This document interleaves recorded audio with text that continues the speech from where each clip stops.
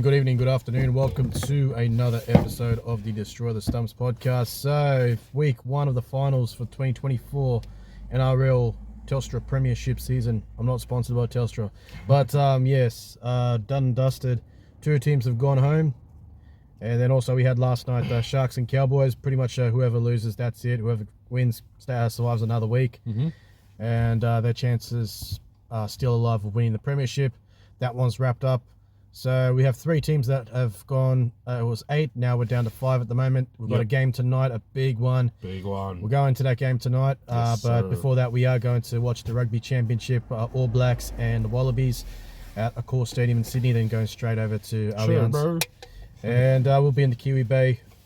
Anyways, go to the All Blacks. It's been a bit of a rough year, but anyways, let's see what happens. Afterwards. But anyways, it's about league. Yes. And, well, what a week. First week of finals. A couple of dominant games from the two teams that have been the benchmark for the year. Benchmark teams, right, yeah. Those two really just a league apart at the moment. Yeah. And then you had the Cowboys, and Knights game was an absolute thriller. Yeah, it was great. Really good game. A couple of controversial calls. That happens every game, unfortunately. That needs to be looked into. Every team suffers, I reckon. Yeah. And then the Manly Bulldogs game, epic. And yeah, I don't want to say too much. I am happy with the result, but yeah, Manly clearly won. Yeah. And so yeah, Manly. Yes, man. Another week, epic game there. But Bulldogs and Thingo. But Penrith and Roosters game, that was at Penrith Stadium. Last game, Bluebet Stadium. That was the first game, yeah, it was. Last game at Bluebet for a while. I think they're undergoing some construction or something. Yeah, that'll be like another year or two, I believe. Yeah, they're going to be based in Combank while that stadium gets construction done. Yeah, I mean they deserve the upgrade. They've had so much success over the last few years. Yeah, I've been to the stadium once. It's a pretty good stadium, but yeah, an upgrade is what they deserve. 100%. You need a big stadium in the west. You got Combank obviously over there, but one in Penrith is pretty cool as well. 100%. Yeah. And they've pretty much earned the right to get it. Oh, absolutely. 100%, yeah. Brilliant performance in that first half against the Roosters. Cleary out with injury for a long time, but still didn't even look like he left. He just tends to do that a lot, where he comes back from injury and he just doesn't take a step back. It just doesn't take a beat off. I mean, the whole build up to this game, it was about, Angus Crichton is going to target his shoulder. He's going to be at him the whole night. Didn't happen. Cleary just dominated the whole game. And what happened is they won in the first 25 minutes, I'd say. They just got to an early start. The forwards were well contained. The Roosters forwards were well contained by Fisher Harris and Leota. And Penrith just got to work. It just looked like a regular... We've been seeing this for the last 4 years, you know. When they get to September, they go to another level. Everyone was concerned during the season, even though they finished second, that Penrith were vulnerable, and which they still might be. I think on the edges they still might be. A couple of players that have a few deficiencies, but look how good they were on Friday. They're just a proper team. Next level. For me, I know Penrith have been... I know Melbourne have been stellar the whole year, consistent the whole year. But for me, Penrith is still the benchmark, just on experience over the last few years. They know how to get it done in September.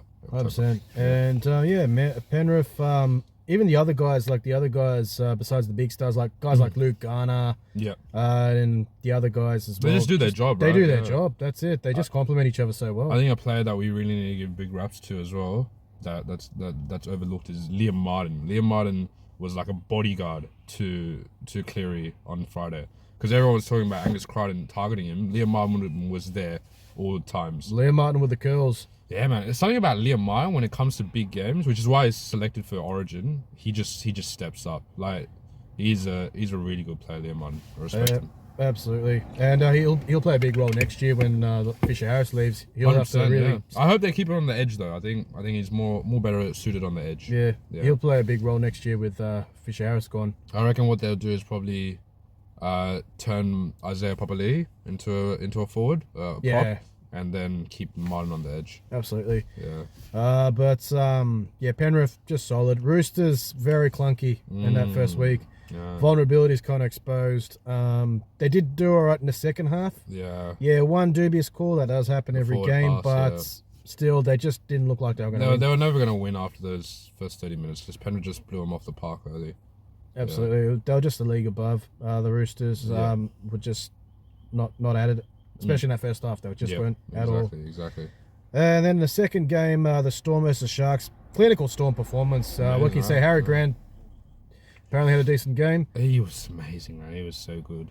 Yeah. Quality, just a big game, big player. Yeah, exactly. He was just around at the right times. Like he scored a hat-trick from just being at the right place. You know, off a couple of bombs that Katoa caught. Just around at the right place, and that's what you want from your best players, your best hookers. And yeah, I think Harry Grant is easily the best hooker in the world right now.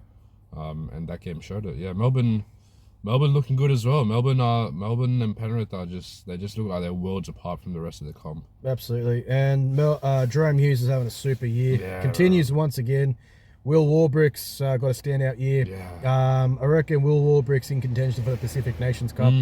Has to be the wing, I reckon, for New Zealand. Kiwis, has to be there. Yeah. Just a proper athlete. Yeah, exactly. Really jumps so well. I know he's had a breakout here because last year I think people were calling for him like his defense was a bit off, but I think he's been super solid this year. He's improved immensely this year. 100%. Alisi Katoa is just really insane player. He is Katoa. I mean, think about what Bellamy's able to do with these kind of fringe first graders, turn them into like complete stars. Because Katoa when he was at New Zealand, he was good, but not as good. Yeah, exactly right. He was in and out of the first grade team. Bellamy's just turned him into like one of the best edge back rowers in the comp, and that's what the good systems can do. That's what the best teams can do, and the right coaches and that support stuff. Bellamy was on the podcast apparently. I saw that. Did you see that? I saw a bit of it. That's pretty funny. No, it was good. I really like Bellamy. I mean, I know what happened with Melbourne back in the day with the salary cap and everything, but some of these guys are still good people. And Bellamy and Cameron Smith, I enjoy their insight. Billy Slade as well. Yeah. Like they understand the game really well. Yeah, he's a bit of a character, Bellamy. He swears a lot. He does. He's like, from that podcast, I kind of realized he's that kind of like typical kind of country Australian guy. Like he has a very country voice and very Husey and Thingo were just laughing in the background. Exactly. I'll try not to laugh. And I like people think he's this like really always angry, strict dude. He's not. He just like he's emotional. He cares about the team, and that's what brings the passion out. And he said in the podcast that he's softened up a bit because he's got grandkids now, but he just understands the game. I remember there was rumors about him like being in his last few years. I hope he's got to keep coaching for the next like 10, 20 years, man. He's so important to the game. Yeah, we need him. Yeah, he's a character. But maybe 10, 20 years is a bit of an exaggeration. But I mean, no, he's only 50. This is coaching. What? Yeah, he's only like in his mid-50s. Fuck, I thought he was 60. Maybe he's 60. You might be right. I'll check right now, but I swear he's all those years of yelling in the box might affect him, to be honest. I swear he's only in his mid-50s. Mm. Okay, he's in the mid-60s. That's my fault. Okay. Yeah. 10 years then. 10 years. Surely. Because Wayne Bennett's 80-something. So, yeah. Why not? Yeah. Wonderful coach. What a character of the game. Yeah. And, but Storm just way too good for the Sharks on the night. Yeah, 100%. And, they're really solid. They'll be playing the winner of the game tonight. But we'll get to that in a bit. Yeah. Cowboys versus Knights. Knights started really well. Ponga had a good game. Amazing game. Ponga left about 3 tries on the board for Newcastle. So there was the one that Carl Felt intercepted. He created a 2-on-1 there. There was one where, I don't know if you saw this, but he put William Valea on his ass. Did you see that one? Where he stepped William Valea. I don't know. I'm sorry. I butchered the name. No, that's all right. He stepped his ass, put him on the floor, and then he created a 2-on-1. But then Carl Felt slapped at the right time. And then obviously the last one where he passed it too low to Gagai. So 3 tries that he left on the board, just off Ponga. He's an incredible player. I think all the fullbacks at their best, him and Turbo are the best in the world, in my opinion. Absolutely. Yeah. Just such a dynamic player. An important part of the team for the Knights. Makes an immense difference. Yeah. But that's the thing with the Knights. Maybe do they rely too much on Ponga? The way their team is balanced, you could say they're very top heavy. You got Bradman Best, you got Ponga, and then the rest of them are kind of like role players. But yeah, I feel like Ponga.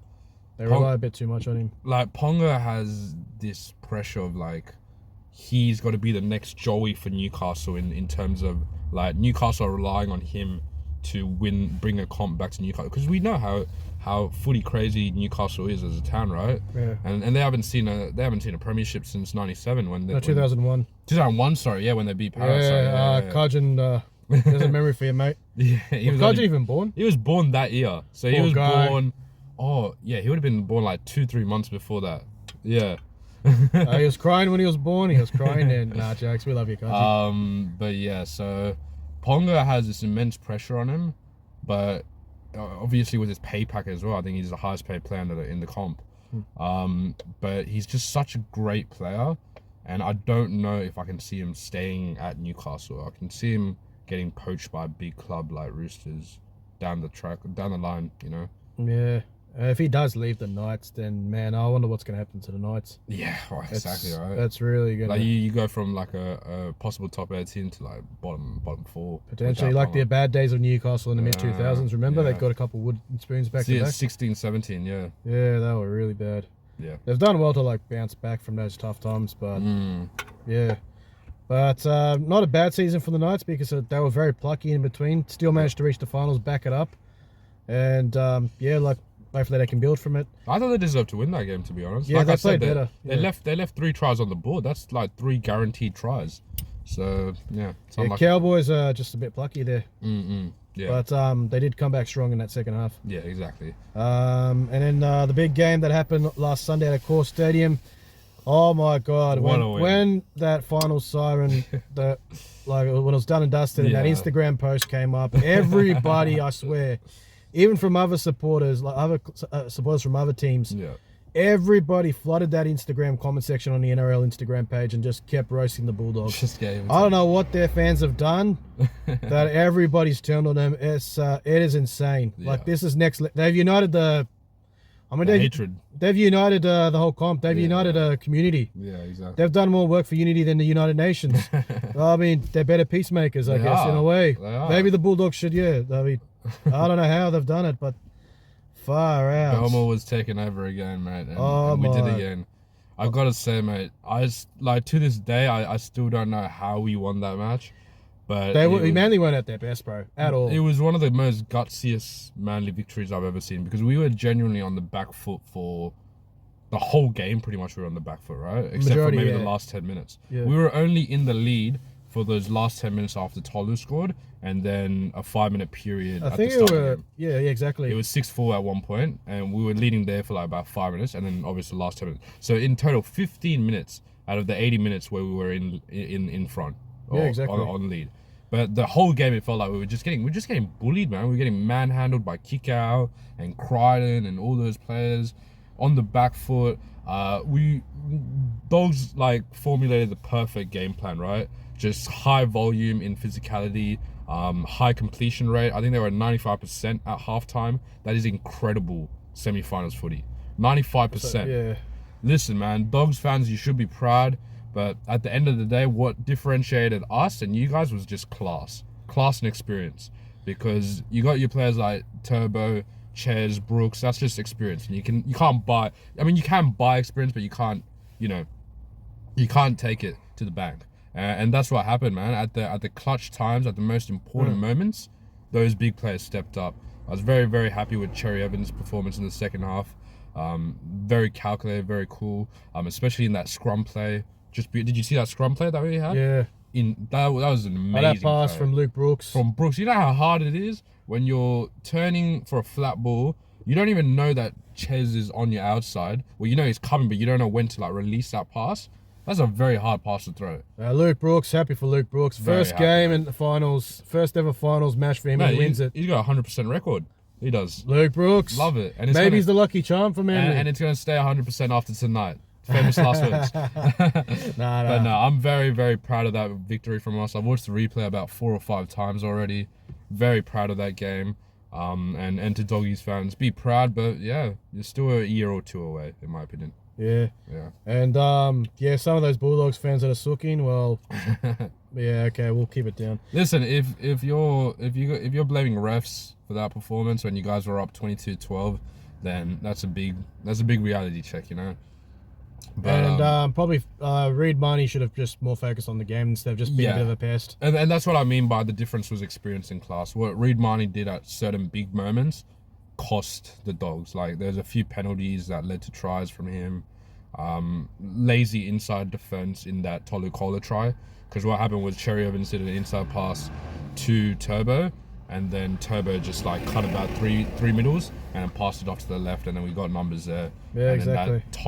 Talk about Tolu Kola. Man. How fast is he? They say he's probably player. faster than Saab. Listen, he's had a pretty quiet season as a Manly fan, I gotta admit, but that moment, that's like that's one of the great finals tries of all time, you know. And also I'd say, man, one guy's had a real big turnaround. Tommy Talau. No, yeah. I mean, we talk about him all the time on the podcast, man. He's had a great year, and it leaves us with a big headache because we got about 5-6 players in that back five, and we're trying to make 6 turn into 5, you know. So there's going to be an odd man out. Yeah. And also a big shout out to Liai Hopewadi, man. He was on the back foot the whole First game. finals again for him as well. It was very obvious that Serrato was like, let's target Liai Hopewadi because he's about 85, 90 kg max, and he's playing in a finals game. We got to bully him, and that's what happened. They bullied him. They put him into the in goal about 2 or 3 times. There was a stat at about 30th minute mark. He made 8 runs, and he only ran 30 meters out of 8 runs. They were on him the whole game, and he just kept turning up again and again, and I love that for him. Perseverance. For a 19-year-old, that is immense perseverance. That's immense character, and that game is just going to do wonders for him. So absolutely, big raps to Liai Hopewadi, freak. Absolutely, love him. Yeah. But yeah, Bulldogs next year anyway. So yeah, just but yeah, Manly through. So Bulldogs and Knights out of the comp from the first week, and then last night's game, Sharks and Cowboys. Same time. Got to question the NRL scheduling here. Yeah. Even fans online were pretty vocal about it as well. Yeah. Scheduling like the venue selection as well. Allianz Stadium is right next to at the SCG, the iconic Sydney Cricket Ground. Sydney Cricket Ground, you had the Sydney Swans who finished first in the AFL. Yeah. Which is basically Aussie rules. It's a different type of football game for people who are watching from around the world. Sydney Swans finished first. They're the local team here. They were versing Port Adelaide, who finished second in the comp. It was a knockout game. Whoever wins goes through to the grand final. Who loses, that's it. Mm-hmm. And the Swans always feel out the SCG 90% of the time. And Sharks and Cowboys having that game at Allianz Stadium on a Friday night around about the same time as I'm pretty sure it's exactly AFL. Yeah, exactly the same time. I don't know. It was a really bad decision. I thought they could have had the game on Sunday. Maybe the scheduling maybe wasn't the right. Yeah. Yeah, just. I mean, it like if you saw it on TV, and I know it's different from TV and live, but it looked like a preseason match, man. There's so many empty seats, man. Such a big game as well. Exactly. Yeah. Any finals game, we should have like a good atmosphere. And Allianz is a great stadium. We're going there tonight. I've been there a couple of times. It's a really good stadium. It'll be packed tonight. Yeah, bro. We're gonna get, bro. It's 40K minimum. But it just didn't look right yesterday. And I mean, it was always gonna be tough whether the Swans game was on or not. You're talking about an out-of-state team and also probably the smallest club in Sydney, being the Sharks. So it was always gonna be hard. But yeah, still. They looked really bad. Yeah, probably not the right scheduling, I reckon. I reckon they could have had a Sunday game and it would have been different. Yeah. But it's easier said than being done. In hindsight, like, yeah. Mm-hmm. But, yeah, Sharks, really good in the first half. Yep. Trindle was excellent. Really good, man. Nico, I think he gets bagged out a bit. I think he's still got a bit of a niggle or something. Yeah. It doesn't look 100% I think he gets overhated, man. I think he played all right. Like, he did his job. I mean, Trindle, he did enough where Trindle could take over. And yeah, I don't like it when people just like pile on a player week and week. It just gets tiring. So for Nico, it's all right. You're in a prelim. Don't listen to them. It's all good. Just play your game. Yeah, exactly. It just gets tiring when it's like the same player. It happened to Brooks. It happened to so many players over the years. It just gets annoying. Yeah. Yeah, like I mean, he's carrying a bit of it. It looks like he is carrying a bit of an injury. After effects of that injury. He only came back against us around 26. Oh no, the week before that. Sorry. So yeah, he's only like 3-4 weeks in. He's in a prelim. He did his job yesterday. Yeah, I think he's okay. Yeah, but look, Sharks finally breaking the hoodoo. Yeah. Finally breaking that here. Yeah, 7 in a row. Yeah. Finally. In a prelim. First time since 2016, is it? Yeah, it would be. Yeah. 2016 or 20-something else. No, 2016. Yeah. Last time when they won the comp. And they won the comp, yeah. Yeah. Gallon lifted the trophy there, yeah. And they tackled, I think it was Suliasi Vunivalu. He went to the Wallabies afterwards. No, it was Corabetti they tackled in the last. Yeah, Corabetti, he went to the Wallabies next year. The year after. Dealt with him. Yeah, but Sharks through. Cowboys, good season. Definitely towards the end of the season they picked up a bit. Yeah. But yeah, just a few.